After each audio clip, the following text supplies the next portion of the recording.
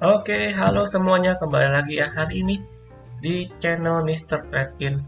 Dan seperti biasa kita akan masuk dalam EXP Daily untuk hari Kamis tanggal 23 November, teman-teman.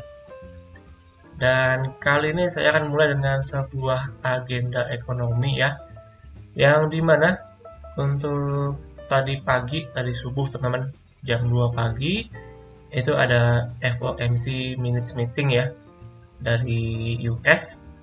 Ini agenda yang tentunya membahas seputar untuk kebijakan langkah yang akan diambil selanjutnya oleh The Fed ya, tentunya dengan kebijakan suku bunga mereka. Dan hasilnya untuk risalahnya kita lihat untuk market cukup merah hari ini, dan juga untuk bursa Asia itu sebagian ditutup merah ya dengan hasil dari FOMC tersebut, yang dimana hasilnya itu kalau kita perhatikan di sini ya, The Fed mempertahankan kisaran teman target suku bunga itu pada level tertinggi dalam 22 tahun semalam ya. The Fed menahan suku bunga di kisaran 5,25% sampai 5,5% untuk kedua kalinya berturut-turut pada pertemuan November. Keputusan tersebut dipandang pasar mencerminkan fokus ganda para pengambil kebijakan dalam mengembalikan inflasi ke target 2%. Jadi tentu ini The Fed masih dalam langkah untuk kembali mengetatkan inflasi mereka ke angka 2%, teman-teman. Jadi oleh karena itu mereka masih tetap mempertahankan suku bunga yang sampai sekarang masih cukup tinggi ya, bisa dibilang. Dan selama konferensi pers tersebut, Ketua The Fed yaitu Jerome Powell mengisyaratkan bahwa kenaikan suku bunga satu kali lagi pada tahun ini mungkin tidak lagi akurat. Di sini sebuah sinyal ya bahwa kenaikan suku bunga bisa dibilang jadi 50-50 ya, masih belum tentu akan diambil oleh The Fed dalam mengambil kenaikan suku bunga kembali, teman.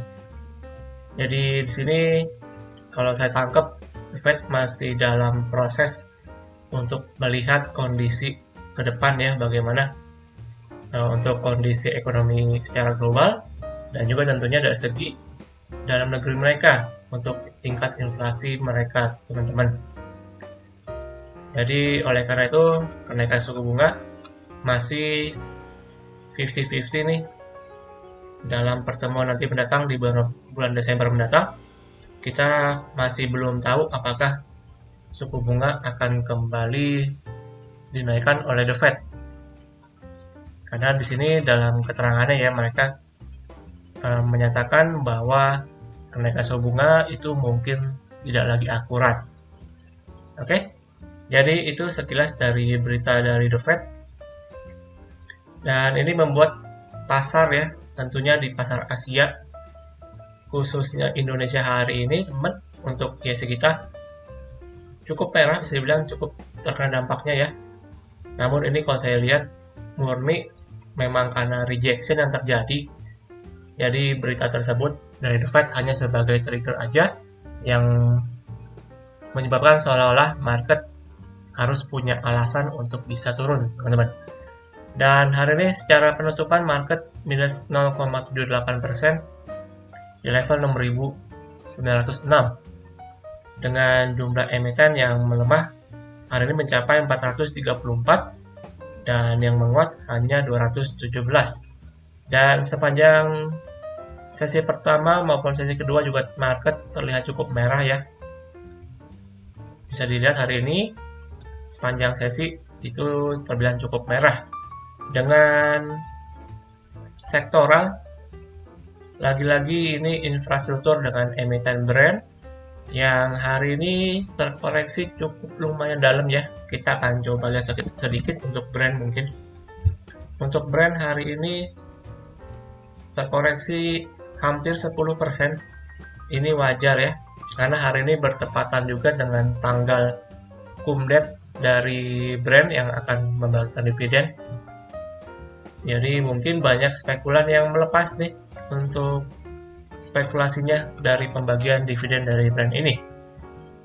Dan ini membuat indeks cukup tertekan secara sektoral karena kita tahu untuk brand market cap-nya cukup besar sehingga cukup mengerek market ya. Namun beruntungnya kita di indeks masih cukup ditahan nih dengan banking misalkan seperti Bank BCA dan juga Bank BRI yang hari ini ada penguatan ya, namun nggak signifikan, namun cukup bisa mendongkrak dari ISG supaya nggak terlalu jatuh teman-teman secara pelemahannya ya. Kemudian secara rupiah hari ini terlihat kembali melemah lagi langsung. Rupiah sekarang udah kembali hampir menyentuh di 15.600 teman-teman untuk $1 Amerikanya. Dan kemudian untuk teknikal dari ISG, secara teknikal di sini seperti yang kemarin saya mention, setelah 2 hari kemarin kita melihat cukup rejection ya terjadi pada ISG kita. Jadi wajar kalau saya bilang hari ini terjadi koreksi, dan ini merupakan koreksi wajar dan juga mungkin sebagai trigger dari berita tentang tadi ya, tentang The Fed. Jadi secara outlook untuk ISG kita, menurut saya ini masih merupakan sebuah hal yang wajar terjadi koreksi setelah kemarin terreject. Dan apa sih langkah selanjutnya yang perlu diperhatikan ya untuk ISG kita? Ini kita masih perlu melihat untuk ISG secara koreksi mungkin harus bergerak secara korektif teman-teman. Jadi sifatnya lebih ke arah korektif, mungkin akan menguji ke sekitar level 6.800 ya untuk ISG kita. Jadi sementara masih berpotensi untuk bisa kembali melemah menurut saya. Namun yang perlu diperhatikan, apakah koreksinya ini bersifat korektif, jadi membentuk semacam pattern, lalu nanti perlahan akan bisa kembali menguat lagi.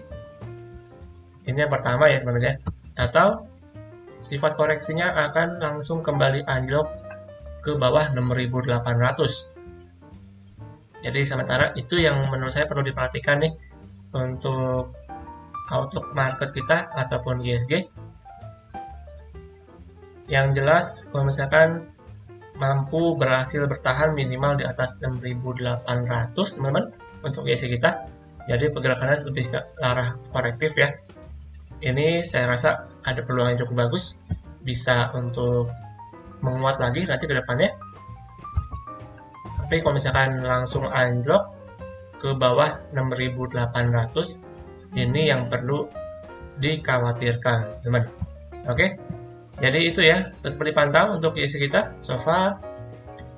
Sementara itu untuk outlooknya, jadi kita masih belum melihat arah yang jelas nih. Kita masih perlu konfirmasi apakah ISG mampu berhasil bertahan di atas supportnya. Oke. Kemudian lanjut, hari ini saya akan membahas emiten yang dimana kita di sini akan membahas emiten yaitu dengan maskapai penerbangan teman-teman yang memiliki PBV terendah di bursa di tahun 2023 nih. Nah ini saya ambil datanya berdasarkan dari berita dari IDX channel ya. Jadi untuk datanya saya langsung ambil dari website tersebut, dan di sini untuk yang pertama ada PT AirAsia Indonesia dengan kodenya CMPP. Ini harusnya kalian sudah cukup kenal ya dengan emiten satu ini, yaitu emiten AirAsia, sebuah maskapai penerbangan swasta yang dulu sempat rame karena low cost airline ya. Namun sekarang kelihatannya udah cukup kurang begitu terlihat namanya teman-teman untuk AirAsia. Dan di sini untuk AirAsia memiliki nilai PBV yaitu minus 0,19 kali, which is itu cukup kecil. Dan untuk PER-nya, PE ratio-nya itu minus 1,23 kali ya. Jadi terbilang secara valuasi ini AirAsia secara nilai cukup rendah, apakah cukup menarik secara fundamental. Nah, kita akan mungkin langsung cek secara teknikal aja ya. Secara teknikal di sini untuk CMPP, untuk emiten ini terlihat kurang liquid teman-teman ya. Untuk emiten AirAsia ini terlihat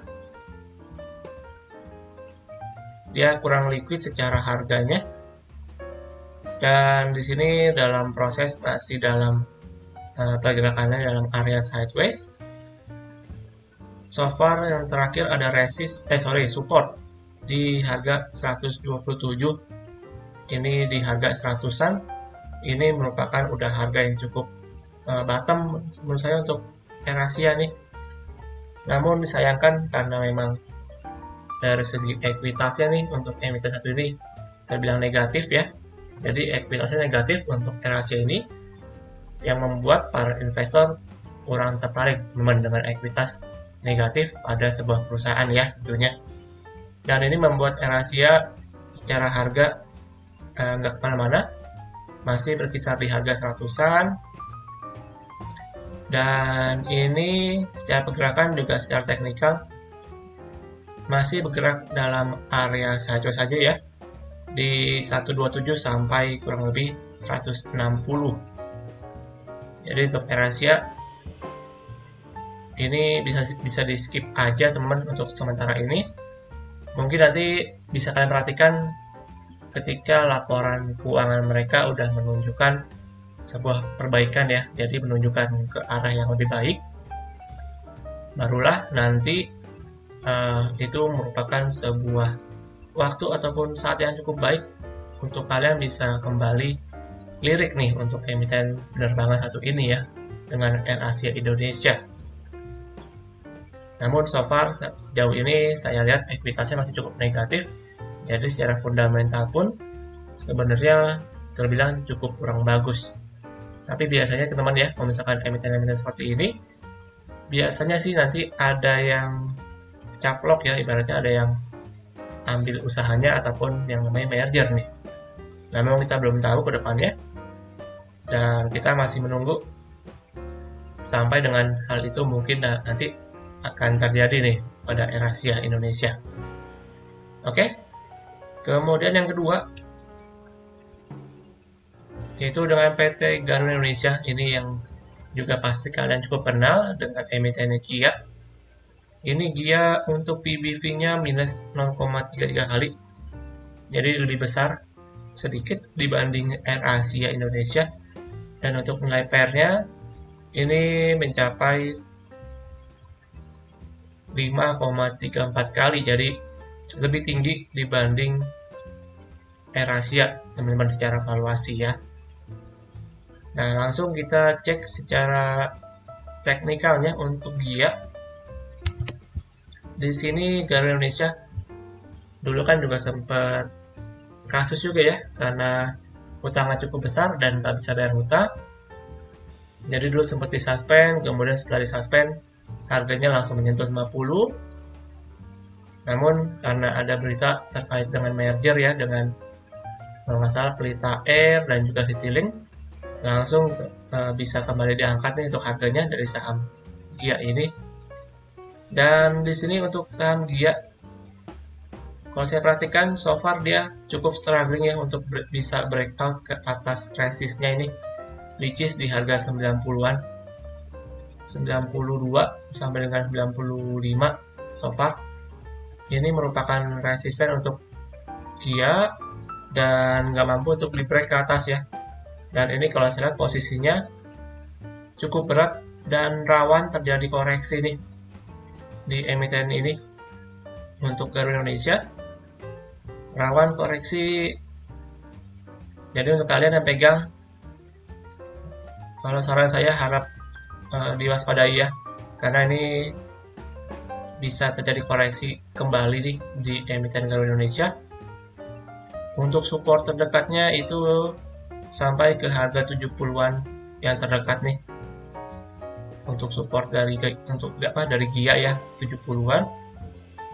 Jadi nanti ketika koreksi mungkin bisa menguji sampai ke harga tersebut.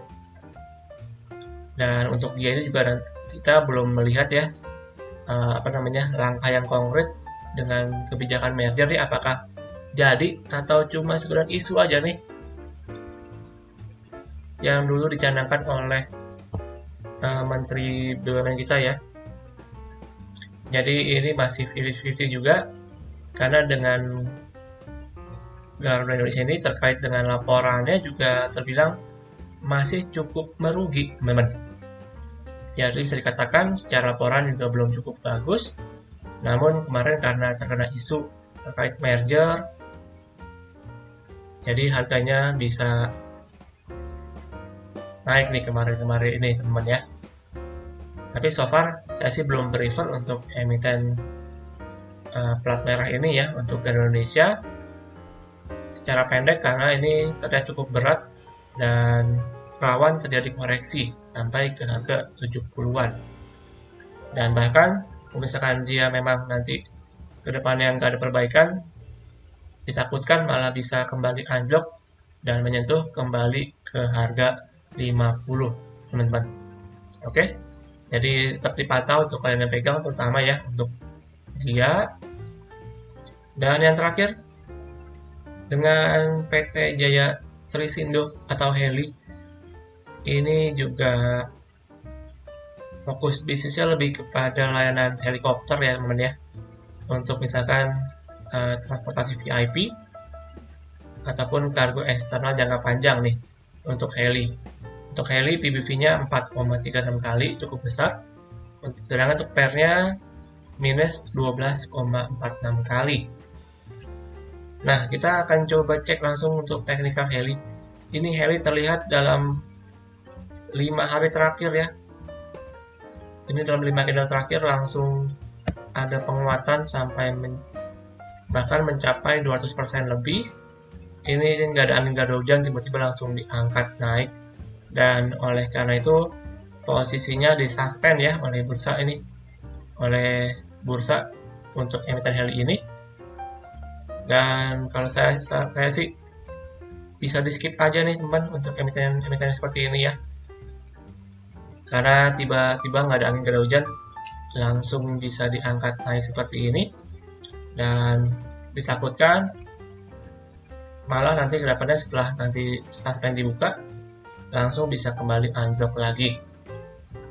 Jadi so far ini masih disuspend untuk Heli ya, tapi kalau saran saya di skip aja untuk emiten-emiten yang kenaikannya nggak wajar seperti ini teman-teman. Oke, jadi itu aja untuk pembahasan singkat ya hari ini untuk 3 emiten penerbangan yang ada di bursa kita.